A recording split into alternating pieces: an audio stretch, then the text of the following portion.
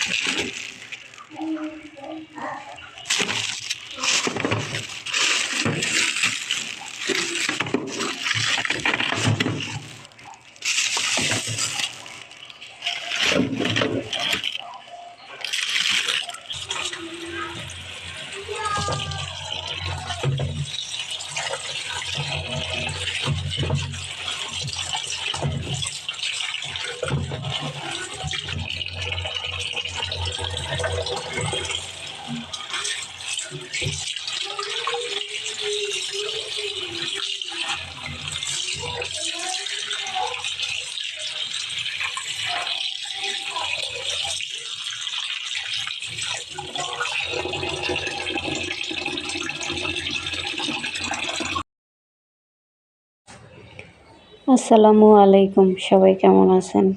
আশা করছি যে যেখানে আছেন আল্লাহর অশেষ রহমতে সবাই ভালো আছেন।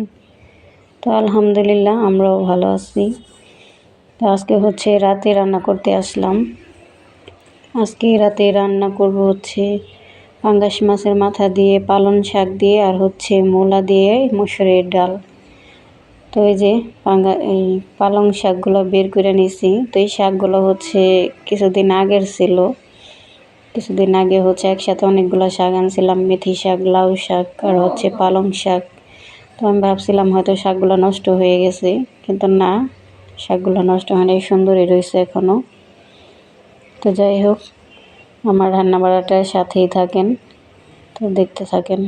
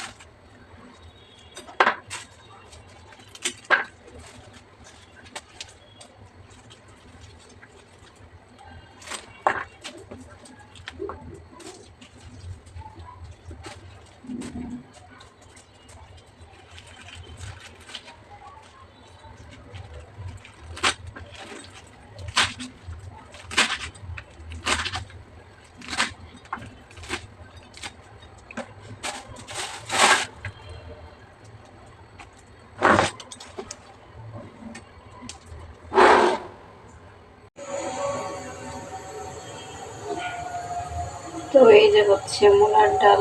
তো মূলাটা দিয়ে দিয়েছি, সিদ্ধ হইতেছে। হলুদ দিনে, হলুদটা পরে দেব। পেঁয়াজ, কাঁচামরিচ, লবণ আর মূলা।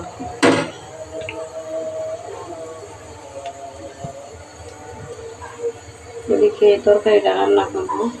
কড়াইটা গরম হয়ে গেছে, তেল দিয়ে দিই। তেল অল্পই দিলাম, পাঙ্গাস মাছে যেহেতু তেল উঠবে।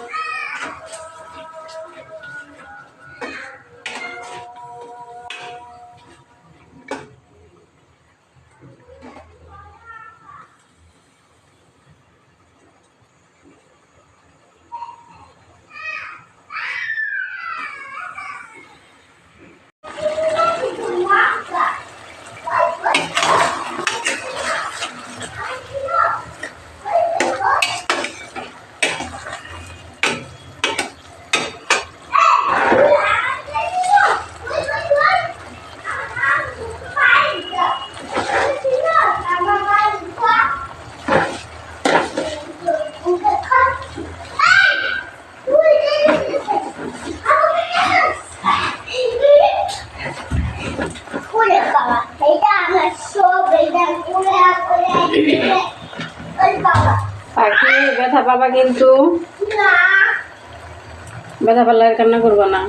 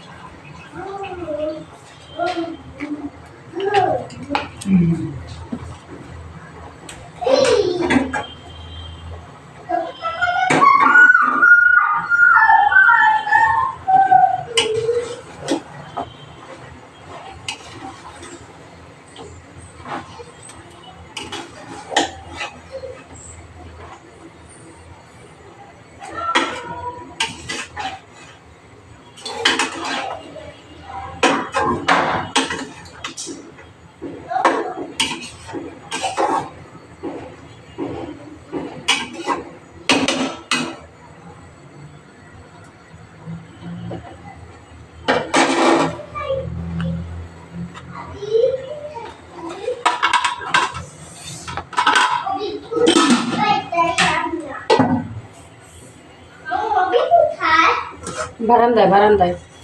ও বারান্দায়।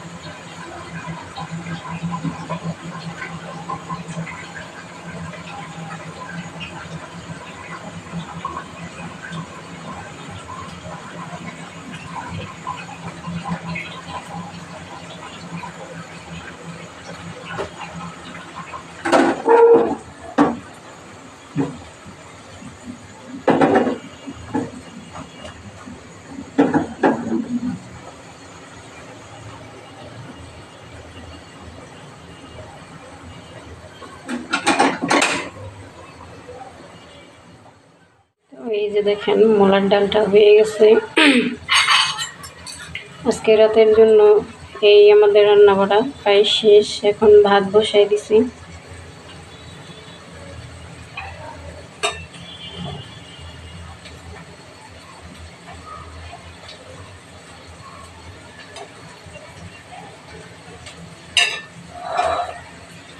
এই যে এদিকে ভাত হইতেছে, আর এই যে তরকারিটাও হয়ে গেছে। চুলা বন্ধ করে দিই।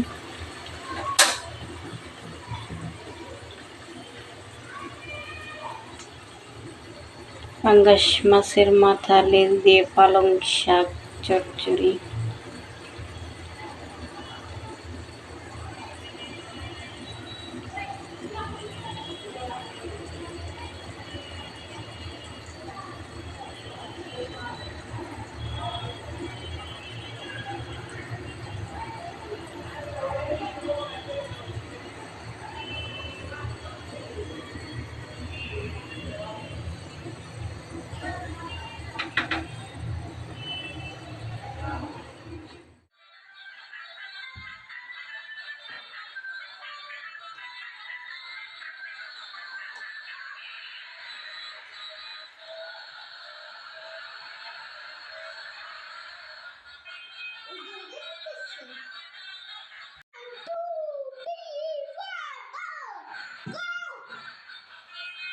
এটা ব্যাটারি গেছে কেমন হয়, এটা নড়ে না কে?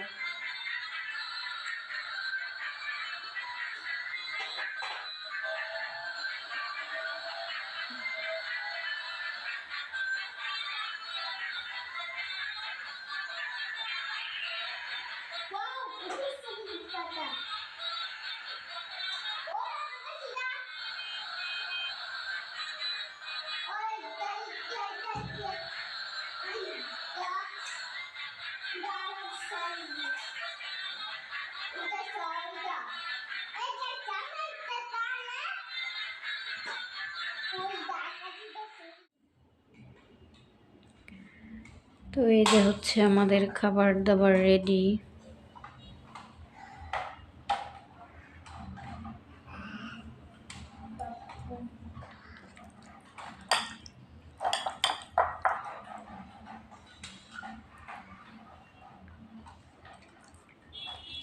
পাতা কম হয়ে গেছে, মাথায় বেশি দেখা যায়।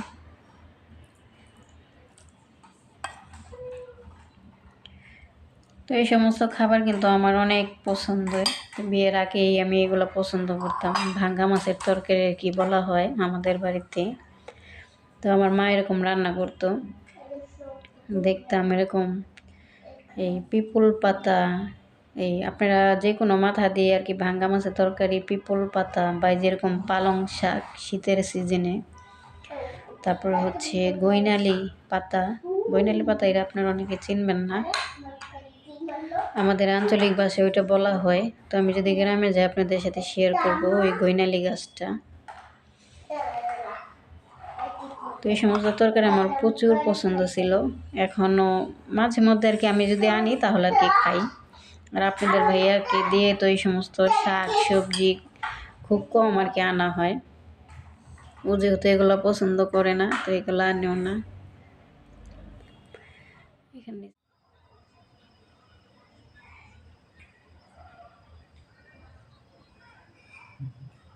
তো আমাদের তো খাওয়া দাওয়া শেষ। আর এখানে একটু বড়ের আচার আপনাদের সাথে শেয়ার করতেছি। এই আচারগুলো অনেক মজা, বড়ের মিষ্টি আচার।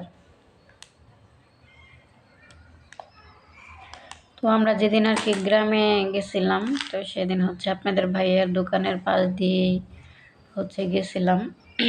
তো দোকান থেকে কি জানি নিয়েছিল আবিরের আব্বু।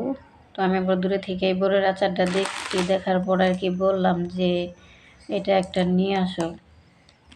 তো রাস্তা যেতে যেতে এই আচারটা খাইছিলাম, ভালো লাগছে আমার প্রায়, অনেক মজা বড়ের আচারটা। তো তারপরে আবার বলছিলাম বাসায় আইসা যে ওখান থেকে বড়ের আচার নিয়ে এসো, আমাদের এদিকে নাই। এই অত্র এলাকায় মনে হয় এই আচারটা নাই। কি যে জায়গায় থাকি, কোনো ভালো খাবার পাওয়া যায় না, কিছু না, বাজারে থাকলে থাকতে পারে, কিন্তু এদিকে নাই আশেপাশে। তো যে কটা আছে নাকি সবই নিয়ে এসছে। এই যে কয়টা, 2 4 6 8টা।